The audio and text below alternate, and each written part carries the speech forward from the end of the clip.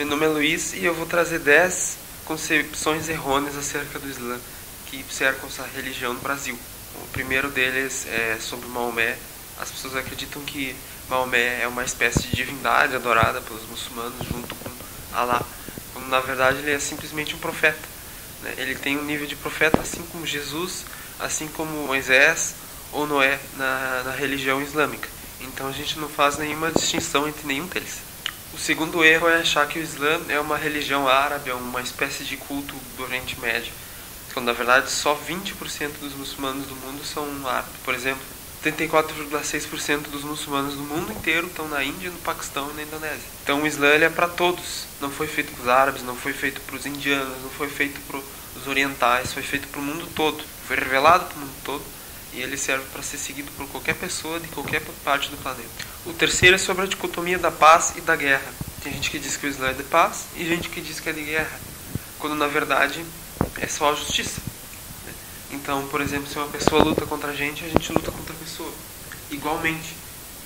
A gente não pode fazer um excesso, a gente não pode exagerar também quando a gente for revidar. E a melhor coisa para se fazer é ter paciência quando não precisa usar de agressão. Por exemplo, se uma pessoa ofende a melhor coisa é não ofender de volta. Mas se uma pessoa ataca a gente tem o direito de se defender. Se a gente tiver que atacar a pessoa de volta para preservar a nossa dignidade ou a nossa integridade física, a gente tem o direito de atacar de volta. E se uma pessoa é completamente pacífica, independente da religião, a gente não tem o direito de atacar ela nem de fazer nada de mal para ela. Quarto é o hijab. As pessoas pensam que o hijab é uma espécie de opressão que os homens fazem sobre as mulheres, quando na verdade é uma escolha das próprias mulheres. O hijab original, ele cobre o cabelo, e o resto da roupa muçulmana cobre as curvas no corpo da mulher. E serve para preservar a dignidade, não para oprimir. Então uma mulher muçulmana, se ela crê de verdade na dignidade que Deus deu para ela, ela vai achar que esse vestido desse jeito é um empoderamento, não uma opressão. Mas só se ela tiver de acordo. Se ela não tiver de acordo, se ela for obrigada, não tem valor algum. É importante destacar também que o hijab não cobre o rosto, ele cobre o cabelo.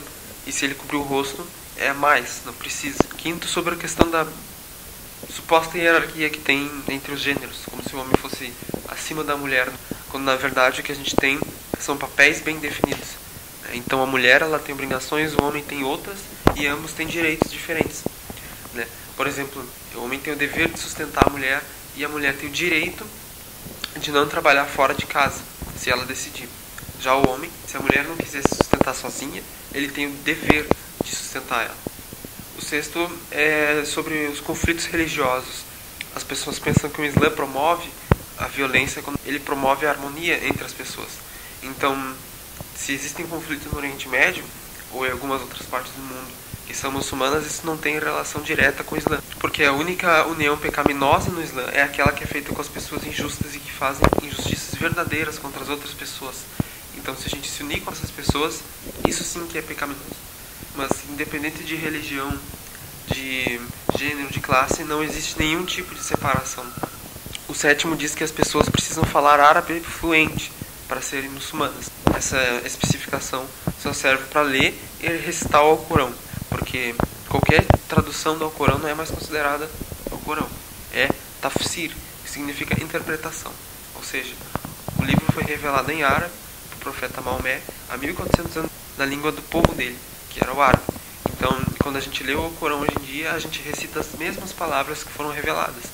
E se a gente quiser, por exemplo, entender uma interpretação, a gente pode ler ela em português, ler o texto em espanhol, em inglês, e dependendo do idioma que for, vai ser uma interpretação a respeito daquele texto, mas não o texto em si. Os judeus também aprendem a ler a Torá em hebraico, por exemplo, mas nem todos entendem, mas eles sabem ler e recitar e pronunciar exatamente como foi escrito. O oitavo é crer que Alá é uma espécie de divindade árabe alternativa. Na verdade é só mais um nome, Cada um chama de um jeito, E a contração árabe é Al-Ilah, ou seja, Deus com D maiúsculo, Que a contração fica Allah. Se Jesus falava aramaico, como historiadores acreditam, então ele chamava Deus de Elah. O nono é crer que o Islã ele deve ser imposto pelos muçulmanos sobre os não muçulmanos, como se eles tivessem que se converter à força. O o que contradiz o Alcorão, né? No capítulo 2, versículo 256 diz: La ikraha fid-din, ou seja, não há compulsão na religião. E as pessoas que são convertidas por força, por grupos extremistas, ou se escondem sob um véu de um falso Islã para não serem perseguidas, não existe valor nenhum na religião delas, mas existe demérito naqueles que impuseram essa religião sobre os outros. O 10º é achar que os muçulmanos não amam nem acreditam em Jesus. Na verdade, a gente acredita, só que de uma maneira diferente, né? Porque os cristãos eles seguem a Bíblia, os muçulmanos seguem o Alcorão. A Bíblia ela diz coisas diferentes a respeito de Jesus Cristo. Por exemplo, muitos cristãos acreditam que Jesus é Deus, né? Os muçulmanos acreditam que Jesus é um profeta, um Messias e que ele vai voltar logo. A gente não acredita que Deus tenha facetas, ou seja, numa espécie de trindade, que certa parte dele seja isso e outra parte seja aquilo, porque a gente acredita que Deus é uma unidade e ele é infinito e ele não tem lados. Então, na verdade, ele é uma coisa só. Ele é a eternidade e tudo que existe. Ele não pode ser uma pessoa em espírito, porque ele já é, de fato, todas as coisas. Bom, então é isso. Quem quiser dar alguma sugestão de vídeo, perguntar alguma coisa, ou até me xingar também, pode. Só que só se tiver um argumento interessante. Aí eu promovo o comentário, posso fazer até um vídeo sobre, a gente pode debater junto. Mas xingar por xingar eu não vou responder. E é isso, nenhuma descrição. Assalamu alaikum wa rahmatullahi wa barakatuh.